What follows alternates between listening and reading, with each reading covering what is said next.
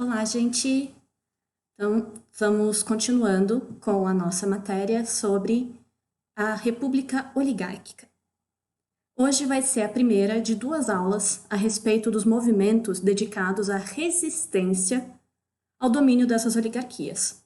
Porque, lembrando, elas estão muito longe de ser a grande maioria da população brasileira.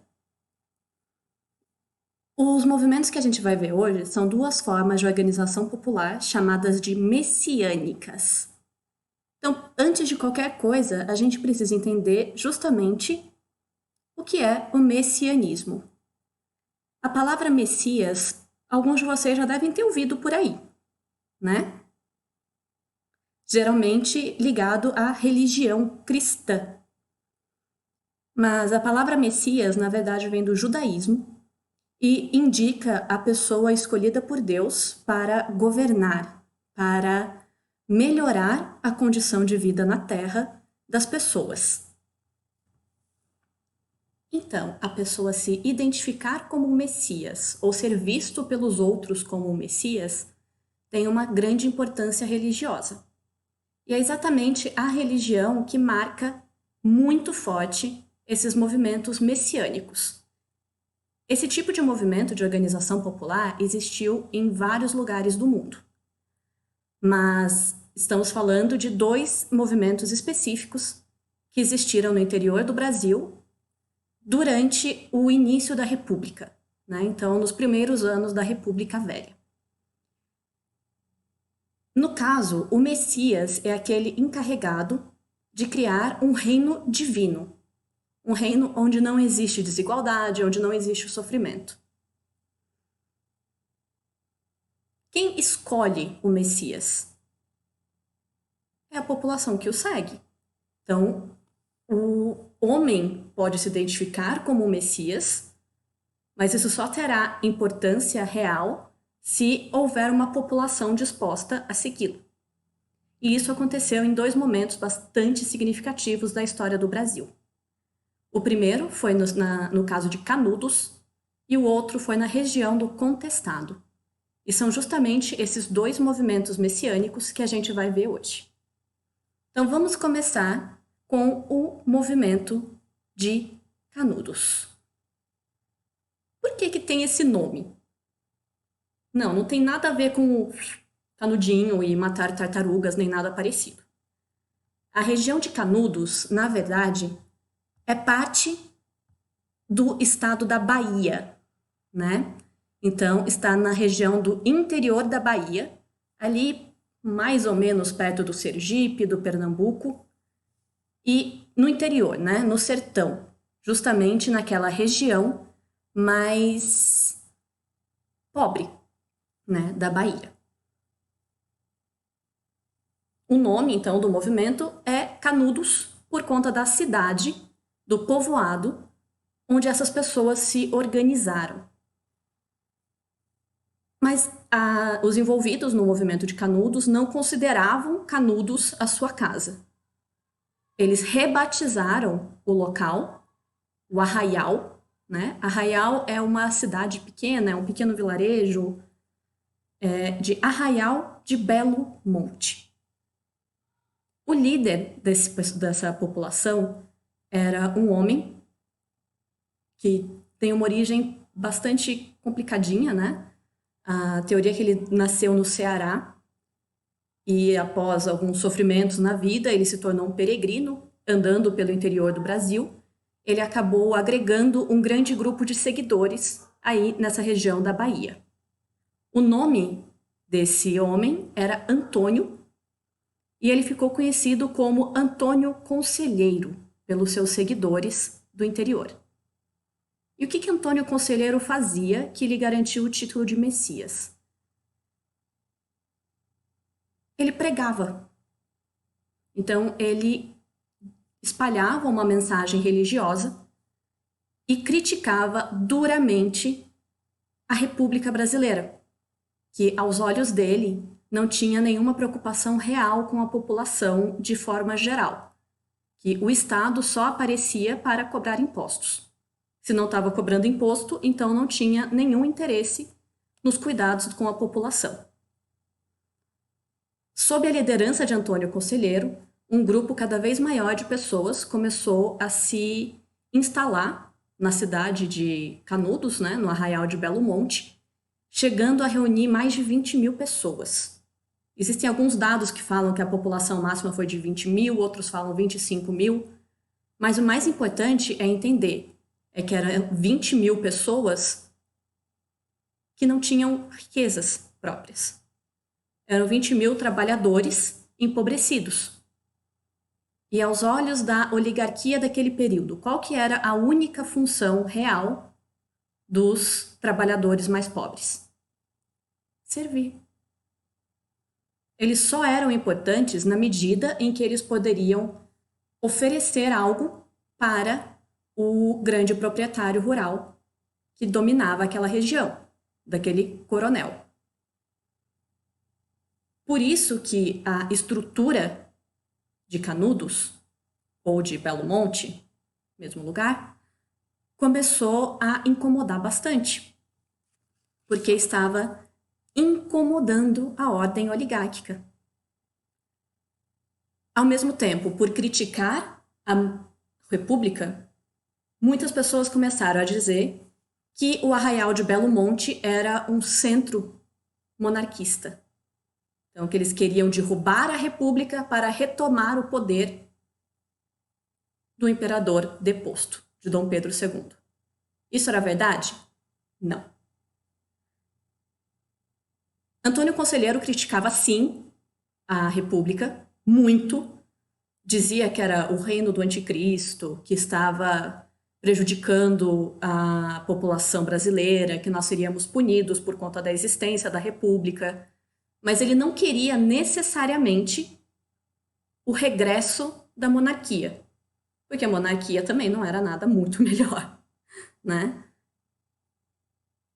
O grande aumento na cobrança de impostos a partir do início da República foi um motivador muito poderoso para reunir esse volume cada vez maior de pessoas contra a República.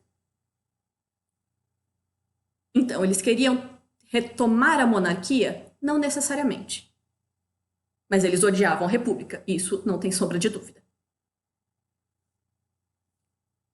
Mas essa questão do monarquismo foi extremamente importante porque serviu para justificar as incursões de destruição do Arraial de Belo Monte. Você pode imaginar, né, que para destruir uma população empobrecida, enfraquecida, que não tinha treinamento militar, seria algo fácil. Posso te garantir que os líderes da Bahia acharam que seria. E eles tomaram uma surra.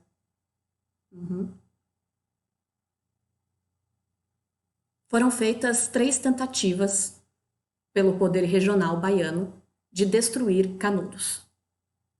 Dessas 3 tentativas, 2 nem ao menos chegaram perto do Arraial de Canudos. Porque esses agricultores, eles conheciam muito bem o território em que eles estavam vivendo. E por conta disso, eles conseguiram implementar a tática de guerrilha, né? E a guerrilha é você explorar o território, explorar os acidentes geográficos como uma forma de prejudicar o seu inimigo. Então, quem conhece melhor o território tem mais chances de sobreviver e de atrair o inimigo para uma armadilha, por exemplo. Foi exatamente isso que os sertanejos, né, que os habitantes de Canudos fizeram. Eles emboscaram os soldados enviados pelos coronéis. Chegou uma hora que começou a ficar bem vergonhoso. E nessa hora, o governo federal brasileiro se envolveu. E foi aí que a coisa virou um massacre completo.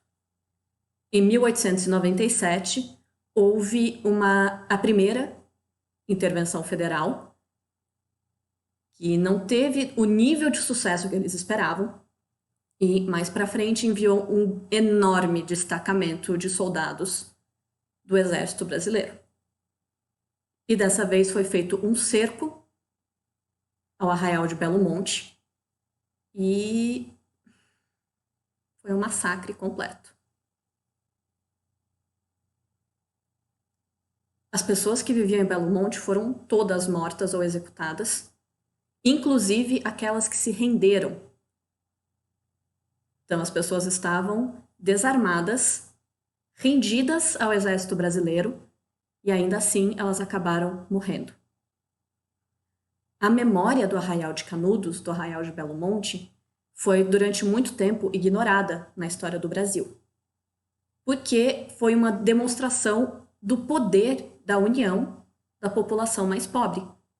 E como que essa população, por mais enfraquecida que seja, ainda oferecia enormes riscos aos grandes produtores rurais. E que esses grandes produtores eram extremamente dependentes dessa população. Na década de 60, durante a ditadura militar brasileira, o território onde ficou o Arraial de Canudos foi alagado para a construção de uma represa para uma hidrelétrica. Já em 1986, né, quando já tinha terminado a ditadura militar, durante o governo do presidente Sarney, foi criado um parque próximo a esse local com o objetivo de resgatar a memória de Canudos e para parar de esconder os crimes do exército brasileiro. Porque mesmo no período do século XIX já existiam muitas denúncias de que foi um exagero o que a República Brasileira fez contra esses sertanejos.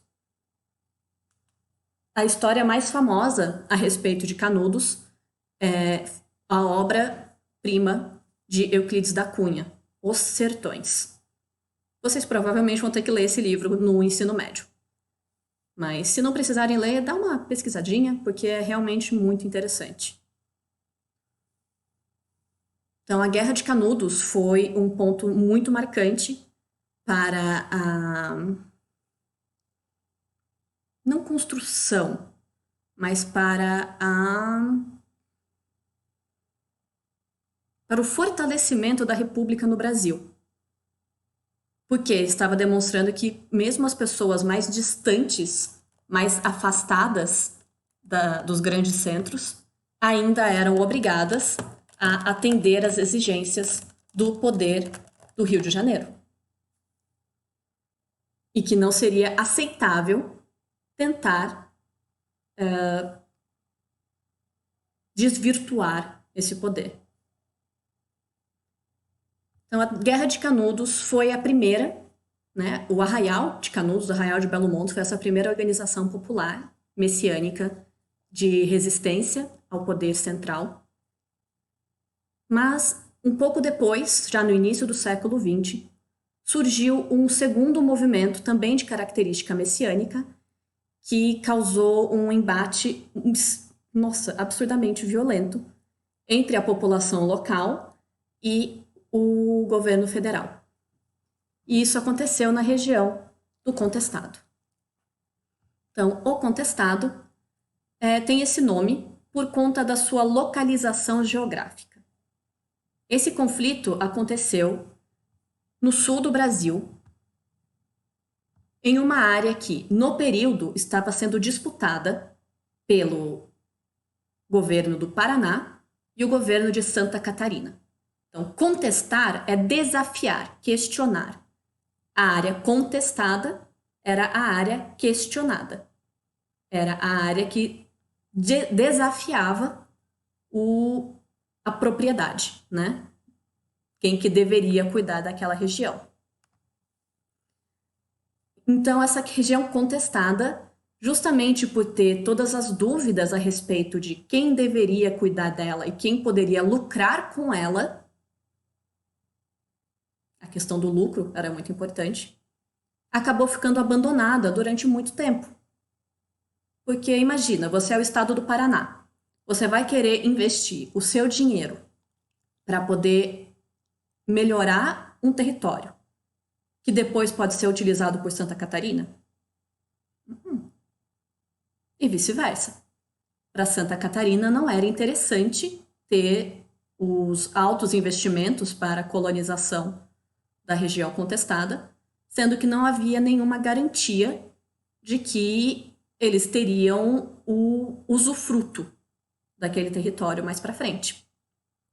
A questão é que essa área também era bastante rica de recursos naturais, como, por exemplo, a erva mate e madeiras muito valorizadas, madeiras de alta qualidade. Por isso que todo mundo queria. Se fosse uma área pobre, ninguém ia estar nem aí, né? Mas além disso, além desse desenvolvimento natural, o solo da região também era bastante bom e foi o que atraiu um grande número de fazendeiros mais pobres que começaram a tomar posse daquela região. Então eram os poceiros. Eles não tinham títulos oficiais de terra, mas por estarem cuidando da terra, por estarem produzindo ali, eles se consideravam os donos daquele território. Sobre a organização social dessa região, também é muito importante entender que já existia uma tradição messiânica entre essa população. Os chamados monges circulavam pelo interior da região do contestado, realizando alguns milagres, geralmente ligados ao cuidado da saúde das pessoas. E nesse período, por volta de 1910, não se sabe exatamente quando, o monge José Maria surgiu andando no interior da região contestada. E esse monge era uma pessoa, na verdade, bem educada. Ele tinha bastante conhecimento a respeito das ervas medicinais que existiam na região e tratava da saúde das pessoas, inclusive das famílias dos grandes coronéis, das pessoas mais ricas da região.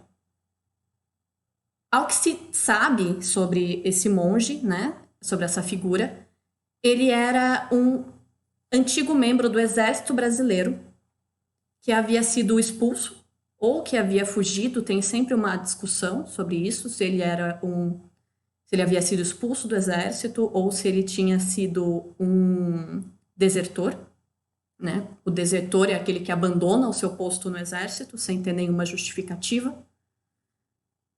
Mas sabemos que ele era, sim, um homem de boa educação e que havia participado do exército brasileiro em algum momento de sua vida.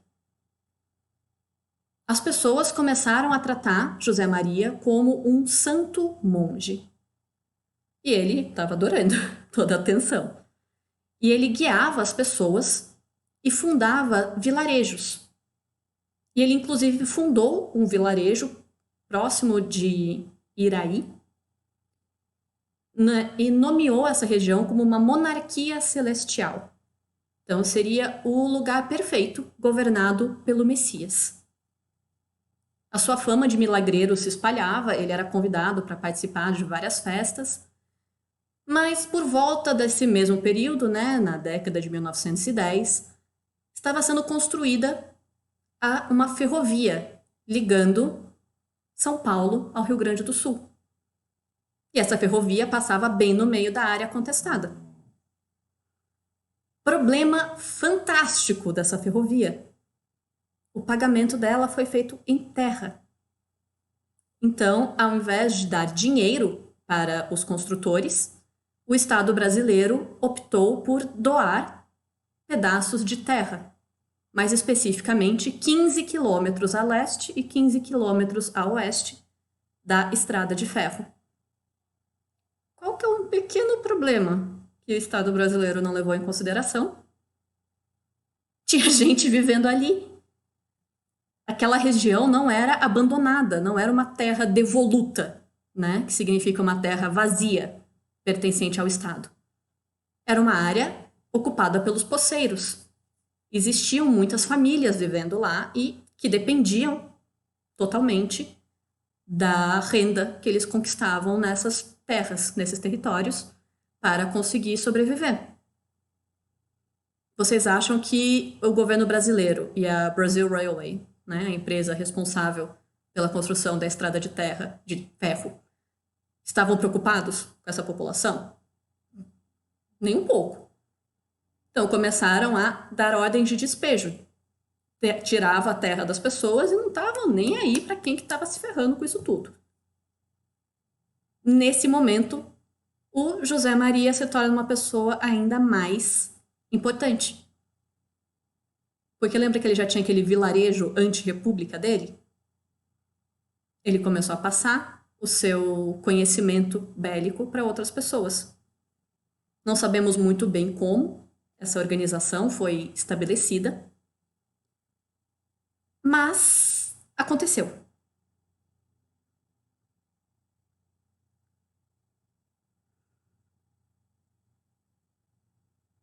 Ao longo do tempo, José Maria, com a sua fama se espalhando, ele também incentivou o surgimento de outros vilarejos com esse mesmo objetivo. E através da ocupação das terras pela Brazil Railway, ele pegou seus seguidores e começou a se deslocar para um território mais afastado de onde a ferrovia estava se instalando. E nesse momento, o governo do Paraná achou que ele estava preparando uma invasão ao território, representando o estado de Santa Catarina. Santa Catarina tinha alguma coisa a ver com esse deslocamento? Absolutamente nada. Mas, até convencer o pessoal do Paraná disso, a coisa toda já tinha saído do controle. Em 1912, ocorreu o primeiro combate entre as forças policiais do Paraná e os membros, os seguidores de José Maria. E logo em 1912, José Maria acabou morrendo em combate. Na teoria, matar o líder é tudo que você precisa para acabar com o movimento. Isso não foi nem perto do que aconteceu no caso do contestado. Ao contrário do caso de Canudos, que a gente acabou de ver, que era um líder em um local, José Maria deixou vários líderes em vários locais que seguiam os seus ensinamentos. E essas pessoas continuavam questionando a legitimidade da República. E através desse questionamento criavam uma bela dor de cabeça para o governo brasileiro. Porque a República estava se legitimando ainda, estava muito no comecinho. Tudo que eles não precisavam era de um bando sertanejo criando problema na cabeça deles. Já tinham acabado de matar uma galera lá no Nordeste do Brasil, o que os impediria de matar mais uma galera no Sul do Brasil. E foi exatamente isso que eles fizeram. Entre 1912 e 1916, ocorreu uma série de batalhas entre o Exército Brasileiro, as forças policiais do Paraná e os seguidores de José Maria. No final das contas, o último reduto, né, então a última fortaleza dos seguidores de José Maria caiu em 1916. Mas ainda hoje, a herança do movimento contestado é bastante valorizada nessa região do Brasil. O resultado final foi a divisão oficial das terras entre Santa Catarina e Paraná. Como podemos ver aqui no mapinha, Santa Catarina ficou com a grande maioria das terras, inclusive onde aconteceu a maior parte dos combates, mas o Paraná não ficou completamente sem terra. Hoje já são regiões bem mais povoadas do que no período.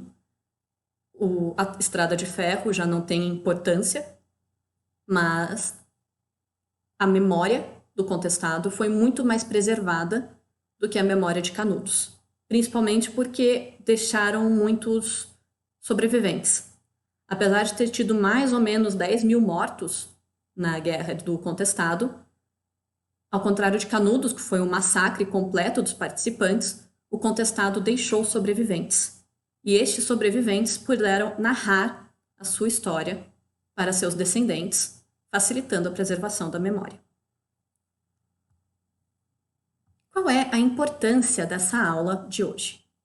É entender que, embora a gente veja sempre o lado político que favorece as oligarquias não eram as únicas forças políticas que estavam em ação no Brasil.